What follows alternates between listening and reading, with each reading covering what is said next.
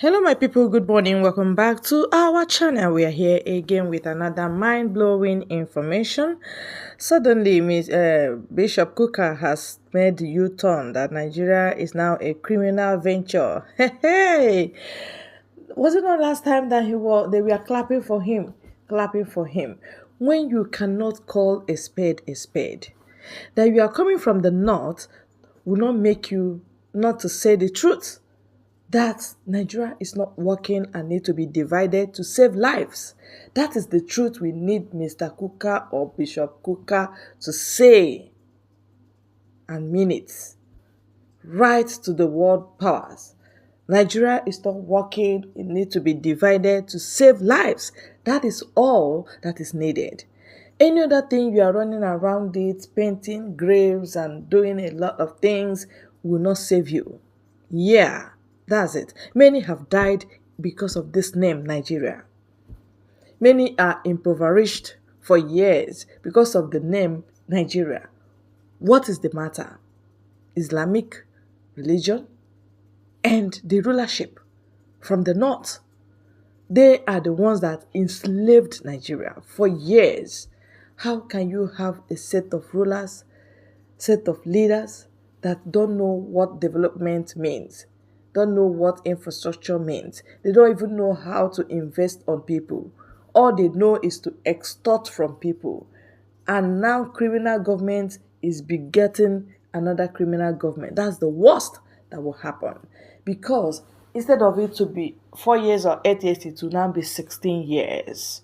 16 years of criminality. You know what that means? Yes, many destinies would have been ruined. Let me read what I have that he has just said. He said Tinubu will live with the consequence of his decision. Nigeria is a criminal venture. That is Bishop Kukah. The choice made by Tinubu in the coming days will be crucial because they will show the direction that Nigeria is headed in.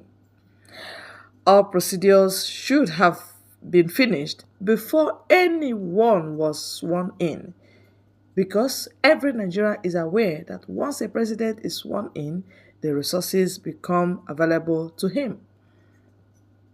Tinubu should be aware that he needs to stop making the same mistakes his forefathers made. Nigerians hope to hear appointments in the upcoming days and that will send a message of peace. Tinubu should deal with the effect of his decisions now that he is president.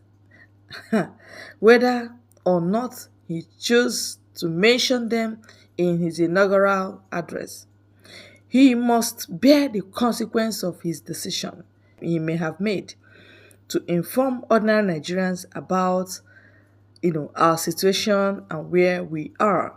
The government must establish strategic channel. A bishop called Kukah is making these assertions.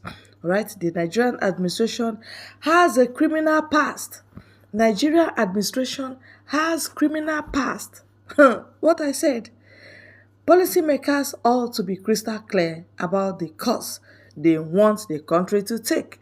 If you don't lead by example in the fight against corruption, you are going to run into trouble. The worst thing that can happen to any nation is when criminals repeat themselves and they either directly enter government or become hackers of political figures. Alright? A bishop named Fuka is saying this. The worst thing that can happen to any country is cessation of criminal leaders. Criminal leaders. When Jonathan was in power, they were lamenting, yay, yay, Jonathan has finished this country. Jonathan is that president that, had it been his Jonathan that mentioned the removal of subsidy and people yelled, people cried, he would have addressed that issue from that time till now. But you know what? Tinubu, Buhari, Fulani, APC, they are criminal gang up thieves. All of them together. And they are heartless to the extent that the pains of people make them glow. When people are pained so much, that is when they thrive. What do you call such administration? Maybe you name it. All right? All right. The last time I checked was when Bishop Kukah was telling you, oh, Nigeria will work. Nigeria is working. Nigeria is my country. I love Nigeria. I have green card. I don't need the other countries' green card. Other countries are working. All right? They have the interest of the promises at heart. We are not saying they are saints, but these are the set of men that are like grave. I mean graveyard. They can never be satisfied. The cry of people, they don't have ears to hear it. They are like death and grave. When you are crying, they don't hear, they don't listen. And then they cannot be satisfied with human dead body. That's grave for you. So that is the leadership of Nigeria for you. The human dead bodies, people that are dying out of frustration, people that Fulanis are killing, people that are dying in all guise, by accidents, because of bad road, by hunger, because of bad leadership, by every means. People are dying every day. And they are not satisfied. They still need more people to die. The announcement of fuel subsidy removal. Ordinary Nigerian doesn't know what you mean by your fuel subsidy, because we know there's oil in Nigeria and there should be productivity in Nigeria. Hence, there is government. Hence, you failed in all these things. And then you've been importing fuel all the while. People are buying it with their money. You're not giving them for free. They're buying these things. And then all of a sudden, somebody you did not make increment for his salary or her salary, not even minimum wage is increased in any form. People you've not even given job in the first place, you are now taxing them to pay you extra, even up to 300% increment. Is that not crazy? Is that not madness? Is that not criminality? Is that not grave violence on people? Is that not grave injustice on people? And we tell you, hence you are tired and you are confused as to how to run a country. It's obvious. They are tired and they are confused as to how to run a country to benefit the masses. Then call for referendum. Many people are not interested in perpetual poverty. Many people are not interested in it. Many people are not. They don't want to sign into that. And they have right to decide what to do with their lives.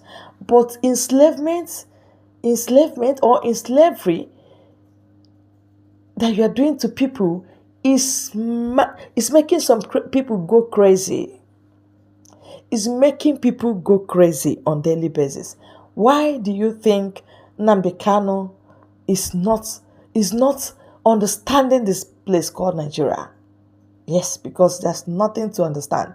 It's just like a jungle where the people that feel they have power can crush down on people that they feel they are their subject. That is what Nigeria is all about. And there are so many intellectuals who can't understand it and who can key into such things because it will make them mad. That's just the truth. Call a spade a spade. Tell us Nigeria has failed and can't continue. That is what we need credible people to say. When they say it, they should mean it. When they mean it, they should show it. They should write it to the world powers. Tell them Nigeria has stopped working and they need to come to conduct referendum to save lives. Chikina, nothing more, nothing less. What else are we dragging? But to tell us that everybody has no right, is that democracy? Far be it from democracy. No, that is not democracy. People are tired. People are clamoring. You don't address agitators. You're forcing everybody. You're forcing them like horse. All right? You force them to go to the river. you still force them to drink water. Is that not inhuman treatment? No. I just say let me address this issue right now and here, because Bishop Kukah, the last time I checked, they were clapping for him, eulogizing him. Oh, you are wonderful. Now he is crying.